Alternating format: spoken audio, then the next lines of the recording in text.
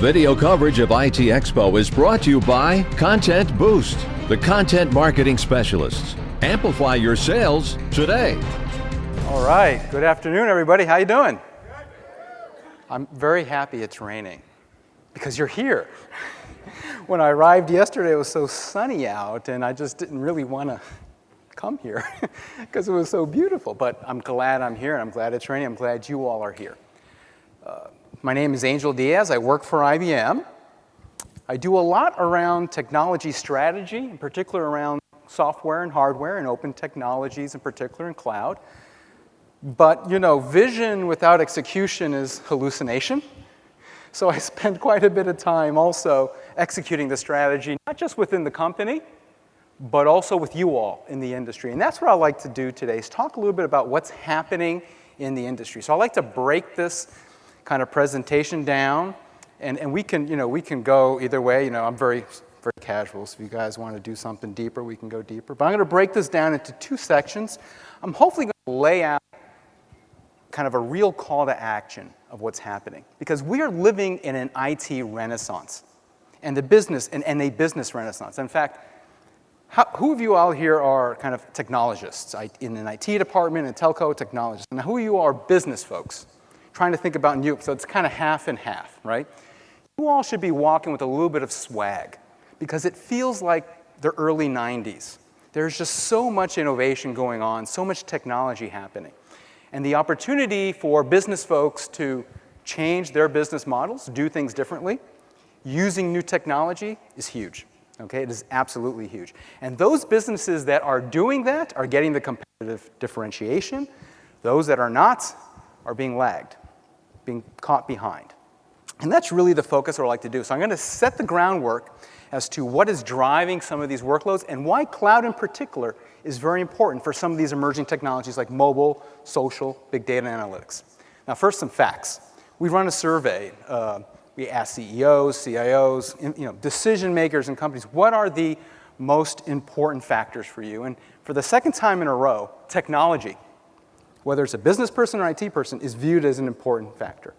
Whether it's viewed as a threat or an opportunity for reducing costs, for doing more, or whatever, right? Now, very high in that list, however, is people skills. What did I just say? Technology and people skills. That doesn't always go. Look, I'm a nerd, all right? Let me just be I'm a nerd. I love technology. Now, you also need to understand the context and the business you're in, okay? So it's important, as we go through this, you understand the business implications and the folks that you are serving, your customers, right? That's where the people skills come in when you apply this technology. So let's take a look at mobile, social, Internet of Things, or in this, we talk about M2M in this conference, right? Big data analytics, and why cloud is so important for each of these. And when we go into cloud, I want you to think about three things, right? Because I'm told by my marketing colleagues, people can't comprehend more than three things. I think we can, but we'll do it in three. All right? Think it and tap into it. A roadmap on how to get started on cloud, but if you're already on cloud, how to continue your journey. Let's just look at some more facts around mobile. Now, 90% of mobile users keep their devices within arm's reach 100% of the time. I sleep with my mobile phone right next to me. How many of you have your mobile device with you right now? Or in your pocket, or you're looking at it ignoring me? Put it down, sir, please. I'm just joking. Right? Now, this is important because think about the workloads, the networks, everything that is being stressed with that new technology. And it's going to get better. There's more that's going to happen. Because 20% of business users today, just for a moment, don't use email. They're using activity streams, messaging, feeds to collaborate. And by the way, that is going to exponentially change. Because the new generation of people, right, if you have children, your children, or you, if you're savvy, right, use these social techniques to collaborate. What does that mean? More workload on your infrastructure. You're going to see a pattern here for a moment, right? Driving workload on infrastructures. Internet of Things, right? 60% of the devices connected in 2020, they forecast, is going to have some type of sensor, actuator, autonomic capability. That is billions and billions and billions of pieces of information that need to be analyzed and dealt with, right? Which brings you to the next point. What are you going to do with that information? Well, you want to analyze it. You want to take advantage of it. You want to use data and analytics to your advantage, right? You want to avoid the noise, right, of all the data and look through what's happening. So this Internet of Things combined with big data and analytics is a huge opportunity for us as an industry. It's also a huge threat if we don't have the infrastructure to support it. Your data center, if your compute power or your applications can't handle this, what are you going to do? You'll be left behind, right? Think about it. 80% of all data is unstructured. What does that mean for someone who wants to do search or analytics? Well, typically if you want to get information out of unstructured data, you run an algorithm. What does an algorithm need? Compute power. What does compute power need? The ability to contract and expand based on how many algorithms it's running. What does that mean? You need more compute power. You can put another box in your data center, right? Or maybe you can adjust based on what you're doing, go inside, outside to get that compute power. That's cloud. So hopefully what I've done is I've kind of set the stage for why cloud is important to folks who run IT departments, folks who think about new and innovative applications, folks who try to create new business models. In fact, we have a 60-40 already occurring, approximately. 57% of companies are using cloud today in some way. There are different points in their journey, okay? But they're using cloud in some way. Are you part of that 60, or are you part of that 40? I hope you're not part of the 40. If not, you should go home and start working on it, right? And that's just going to increase exponentially for the reasons that I laid out, right? All of these technology and market opportunities are driving us to think about how do we deliver our offerings on a cloud? How do we serve our clients through a cloud? How do we run our own IT operations in the cloud? How do we reduce costs in the cloud? Now, let's get back to the swag, because I like talking about swag. It's just a nice word, swag, swag. Let's see if I can say swag 20 times. Anyone have a count? No. My mom's a teacher. I grew up in Puerto Rico.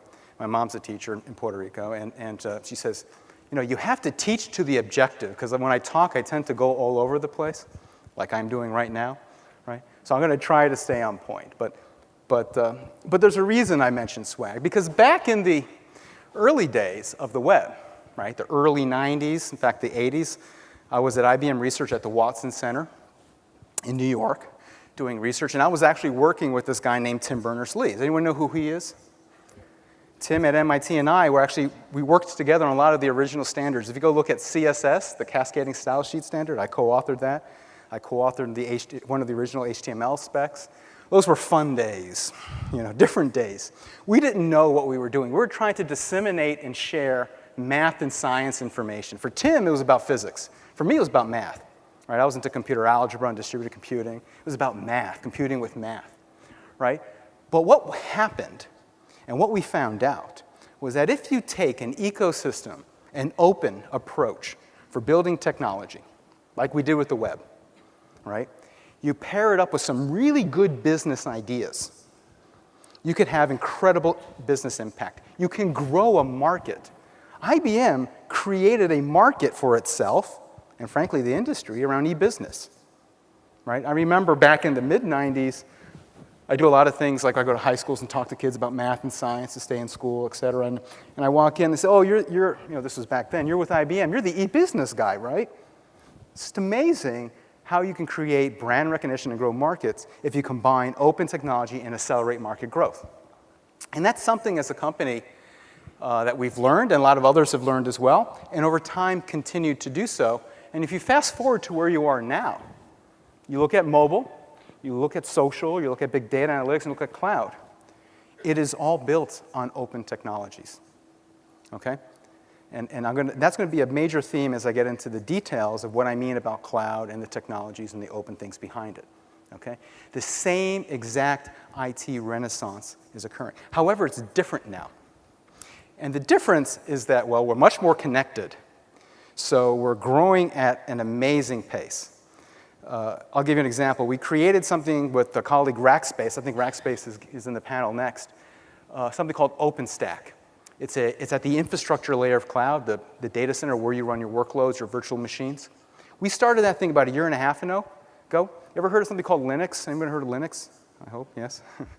It's bigger than Linux. In a year and a half, it's got more folks involved, over 300 companies. It's bigger than Linux. That's how fast these communities are growing. Okay? You need to get involved in what's happening out here and make sure that you build your cloud on open technologies because the market is doing that. The skill base is becoming bigger, right? And the same e-business effect is happening. So that's difference number one, the speed and the connectivity.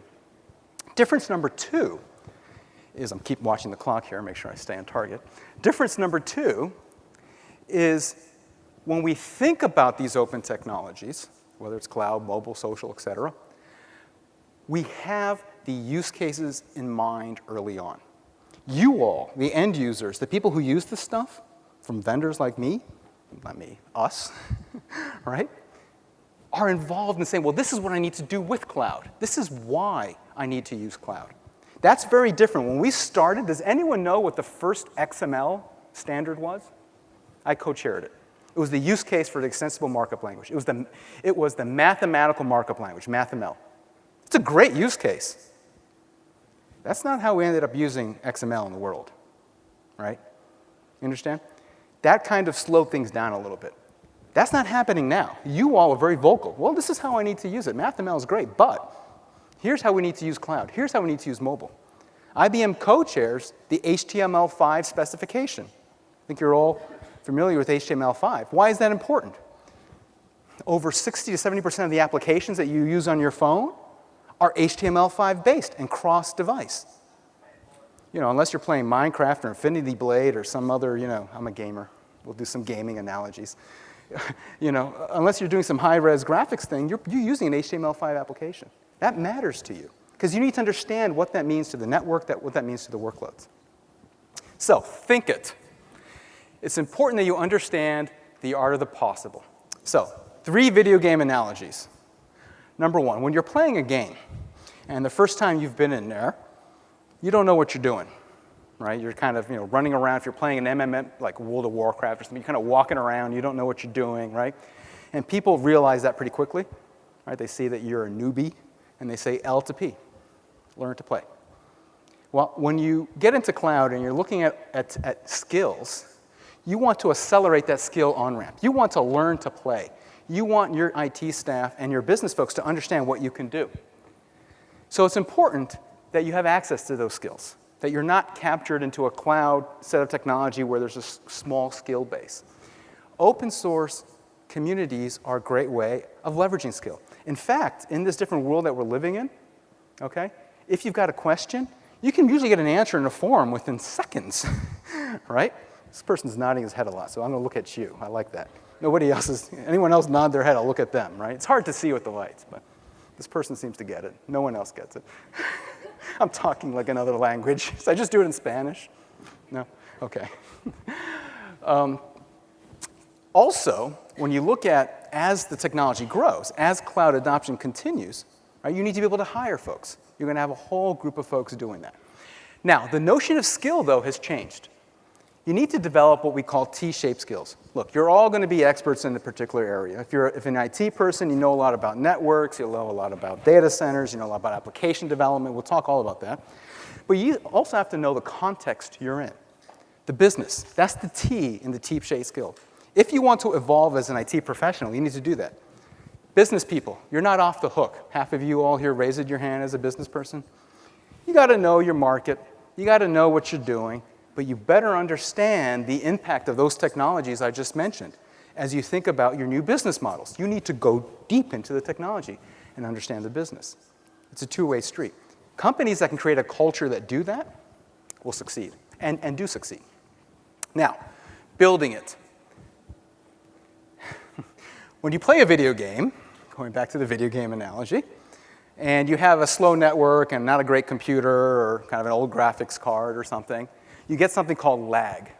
In other words, you press a button, and then it takes a couple seconds for your character to do something, right?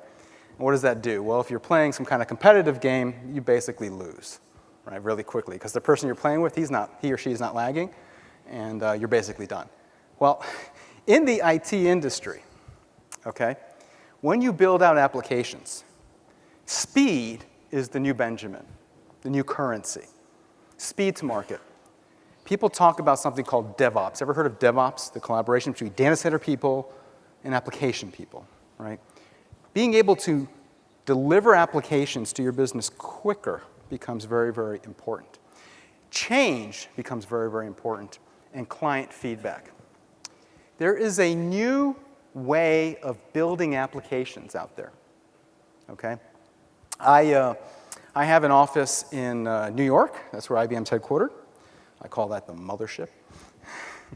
And I also have an office in Silicon Valley, in San Jose. I have a cloud lab there. So I go back and forth, a week in New York and a week, and it's not glamorous, by the way, because the time zone stuff is really tough, actually. It's quite difficult. But at any rate, but it is very fun. Because when you're out there in the Valley, or even in New York, you see this new style of application emerging, okay? Where people are trying to bridge systems of record, where you run your transactions, right? Am I okay? Yeah? I'm just kidding. Where you run your transactions with these new style of applications, these mobile-facing, these end-user-facing applications. And they're doing this, here we go, you ready? They're doing this in a polyglot way. Anybody know what polyglot is? Or should I define that? What do you say? Oh, thank you. Picks many languages. Exactly. You want to wear the shoe that fits or the right shoe for the outfit. Do I have the right shoe for the outfit? No? Yes? Thank you. My friend in the, I don't know who he is. Right? You want to have the right shoe for the outfit. You want to have freedom of choice. If you want to build, I'm going to get a little gorpy here, okay? If you want to build a mobile application, you're going to use Node.js, maybe. A JavaScript on the server, JavaScript on the client. You want to use jQuery as a way of doing your queries. You want to use JSON as a way of connecting your mobile to the back end. You want to use Mongo for NoSQL. Or you want to use DB2 for high-performance scale-out. That's an IBM product, right? You want to use all of these things together in an open way. That is how applications are evolving. And there is a line being drawn. And this is important. Take this back to your motherships. There is a line being drawn right now between the revolutionaries, those who are in the IT and business revolution who want to use polyglot, who want a scalable infrastructure across systems of record, your transaction systems and systems of engagement, and those who want to lock you in on a non-flexible infrastructure and a one way of writing your apps. That's very scary. Why is that scary? Well, let's see. You get a single source of skills, one vendor or whatever vendor you choose. By the way, I think the punchline is that IBM builds on open technology, so don't worry about us. But, and we're leading many of them. But for those who don't, you have one set of skills. You are connected very strongly to the hardware you want. So you can't move from an IBM hardware to another hardware or another person's hardware to IBM. You can't go inside your enterprise or outside to a public cloud or handle hybrid situations. But you're doubly in trouble because you are stuck in how the application is built. And let me tell you, changing an application code is very expensive and frankly never done. You're always thinking about the new app. You spend 70% of your costs maintaining your existing IT infrastructure. That leaves you 30% for innovation. If you go around trying to fix that problem later, you have no IT budget, right? This is like pound no es bueno, right? You don't want to do this. So open applications are important. So what does that mean concretely? I got to give specifics here. I hate presentations that aren't specific. So specifics. Well, if you're looking at cloud and you want an open platform as a service, a polyglot environment, look at Cloud Foundry. Cloud Foundry was started by a company called Pivotal out in San Francisco. And, oh, my thing's vibrating. I just hit 10,000 steps. Very good. I should feel good. I can stop walking now. Can I have a chair, please? I'm done. No. We announced with a bunch of other folks that we're going to open this up and create a foundation, so it will become its own legal entity. It's going to be an open source foundation where we're going to build out an environment to allow people to build cloud applications in a polyglot way. This will allow mix and match between different cloud vendors who use Cloud Foundry. It will allow you to scale your applications across domains, across silos. You use IBMs, you could use You could use VMware's, HP's, whoever's involved in this stuff, okay? That is an amazing change. It's the beginning. It's kind of like where OpenStack, and I'll talk about OpenStack in a moment, was about 1.5 years ago. But if you're thinking about applications, you're thinking about leveraging mobile, big data, analytics, the stuff that I talked about, and you're thinking about how you get started using cloud, ask your IT department, okay, are you going to use Polyglot? Yes, good. Are you using Cloud Foundry? Because this community is going to have, already has literally thousands of folks, but it's going to have, many, many more thousands of folks involved. Are you involved in an open community? And don't get confused, because not all open source is the same. Some people say, hey, this is open, and they allow it for a particular license usage. But it's one person, one vendor controls it. That's not open. Because at any day, that vendor can take it away. They can say, oh, you can't use it anymore, sorry. Right? And that's typically what happens. So when you look at open technologies, make sure that you have a healthy ecosystem and that there is truly a separate legal entity, not an IBM or HP or a Rackspace or a Red Hat, or I can go through all the people that are involved in these things, right? Controlling it. It is a group of vendors and end users like yourselves.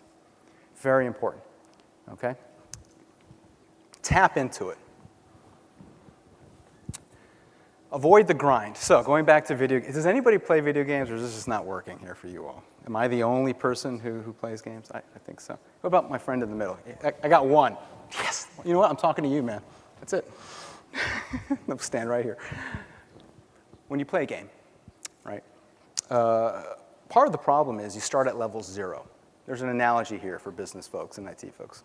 You start at level 0. And you got to kill 500 little sheepies or something to kind of get to level 2 and 5 and 10, right? This, by the way, this applies to normal games, non-geek games that you play on Facebook or anything too. You have to progress. People call that the grind, okay? So when you look at open technologies, you need to progress those skills as well within your organization. I kind of spent all this time saying, well, you have easy access to skills. That's correct. But then if you take the technology into your house, let's say you take OpenStack into your house, which I'll talk about now, you have to build things around it. Because open source technology is not free, right? It allows interoperability. In the case of cloud, that will give you interoperability across the network, across the infrastructure, across the platform, across how users interact through mobile, right? But it's still not free.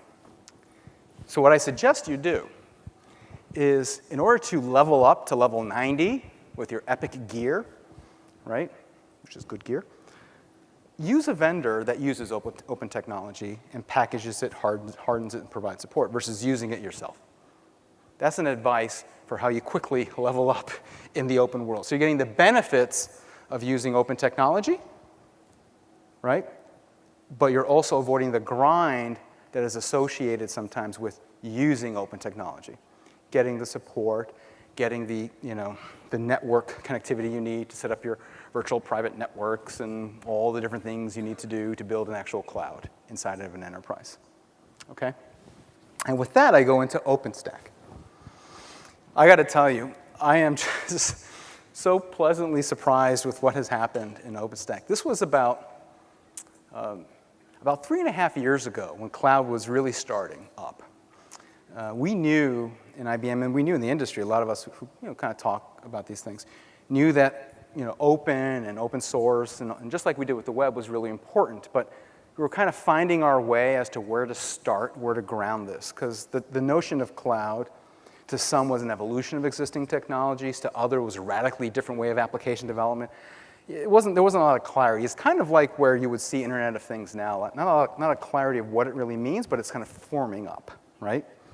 Now I think people understand it a lot better, and they're trying to figure out how to use it, right? That's where I've been spending my time, giving advice on where you can use it. So we teamed up with Rackspace and HP and a bunch of, it was actually started by Rackspace and NASA as an open way of doing infrastructure as a service. So what does that mean? That means when you have a data center and you want to stand up some compute power to run some applications, right? How do you spin up those compute powers, those virtual images? How do you spin them down? How do you manage them? How do you virtualize and software define your network? How do you do your storage, Okay, that's basically what OpenStack does. And at the time, when we kind of got together and said, yeah, let's do this. Let's try to create this movement, because we've got a pretty healthy ecosystem. I've got 5 minutes. We're checking your watch. She's like, I want to get out of here. You're not safe with me. Don't sit in the front row. When we started this at the first conference, there was about 250 people, a dog, a parrot. I'm not kidding. There was a dog and a parrot, and that was it. That's basically was the first OpenStack conference. And I wasn't dressed like this. I was like wearing jeans and a T-shirt, you know, normal attire. Not that this is abnormal, but you know, dressed like this every day. And today, you have about 14,000 community members. That's amazing. These are people who are involved in whether they're driving use cases or developing code on an open source infrastructure as a service platform. Over 300 companies involved. There is only one major cloud vendor not involved in OpenStack. And that cloud vendor starts with the letter A. And it's not Angel. Not AngelSoft. Get it? AngelSoft. Okay. All right? Everybody else is involved. So the industry has drawn a line. It's been very clear. Look, when it comes to infrastructure, we don't want to get locked in. We want to be able to have freedom of where our workload lives. If you're a business person and it's the holiday season and you want more capacity for whatever app, it shouldn't be a 6-month cycle for your IT department to stand something up or pay out of the nose to some vendor to go do something for you. You should be able to move and migrate that application very easily. And that's what open technologies at this layer allow you to do. So you should get involved. You should use OpenStack, or you should ask your vendor, are you using OpenStack? Because if not, what happens when the holiday season comes? It's fourth quarter, you need more capacity, you go to your vendor, they're not using open technology. Oh, they say, oh, you need more? Yeah, our prices just went up. Sorry. So you're gonna have to pay, right? Well, that's not cool. Now, if your vendor is using this, you can say, well, okay, I'll go to IBM. You know, I don't want to get, you know, because it's not a big deal to have it. Think about the web. When you type in HTTP, IBM.com, right, ://IBM.com, imagine if you were using one browser, it works, and if you're using another browser, it might not work. Or if you're using your phone, it might not work, depending on what technology was serving that web page to you. That sucks, right? That's not good, right? Every modern day application server that gives you web pages, every web server, right, uses something called Apache HTTP, an open source code inside. Every modern day cloud infrastructure, except one, uses OpenStack inside, right? Or will use OpenStack inside. IBM certainly uses OpenStack inside. So it's important that you ask your vendors to build their clouds on open technologies, from how you interact, mobile first, social, build on HTML5, right? To how you build your applications, the things like Cloud Foundry in a polyglot way. My polyglot answer over here, it made me so happy, right? Open services within your polyglot environment, Mongo, messaging, things like that, you know. An open infrastructure using OpenStack. Open network with things like Open Daylight, right? And open hardware with things like Open Power, right? Top to bottom. I know I said a lot. There's a lot of nuances in what I said, but just the messages from top to bottom in your cloud, make sure it's open. So, obviously in IBM we have products. Maybe we do sell stuff. And just to make things a little bit clear, when it comes to cloud, we allow you to build your own cloud internally in your data centers if you like. There's a lot of folks who do that. In fact, there's lots of good reasons to do that. People call that private cloud, right? In the private. Why is that important? Well, you have the ultimate responsibility of making sure you have the right quality of services. You have data protection, compliance. There's lots of reasons for doing that. And sometimes you also need to make sure that certain clusters in your cloud perform. Okay, we're dealing with real transactions, right? Perform at a certain way. So we've got expert systems for doing that, things like pure systems and pure applications. So let's think of it as hardware and software in a box. But also, you might want to extend out outside of your enterprise. Some applications which aren't transactional in nature, some that perhaps have different security requirements, some that have just different reasons for not living in your, you can go to SoftLayer, which is our public cloud, right? Or, I'll say this, right? Or use our competitors, because they're built on open technologies. It'll be much easier for you to move across clouds. Or if you're unhappy with a competitor who's using open technologies, come to us, and we're happy to help you. So, when you think about your journey in cloud, right, spend your time working with the business to think it. Think about the impact of mobile, the why. This is the why. Your business folks, why do I need mobile? Well, because the world is changing. You better get on board, guys. All right? Get your little flux capacitor, go back into time, and go forward into time and realize that the world's changing. Mobile, social. You need to leverage big data and analytics for competitive advantage. The Internet of Things is a reality. It's happening, right? That's the why, right? You need to build it, right? That's the how, right? Use cloud as that flexible infrastructure. And I think I've, ad nauseam, made the case for an open cloud from top to bottom, right? And then, of course, you need to tap into it, right? That's the execution part, right? Deliver differentiated value to your clients, because vision without execution is, over here, hallucination. So with that, I'm done. Thank you very much for your time. I'll be around if you have any questions. Happy to talk to you.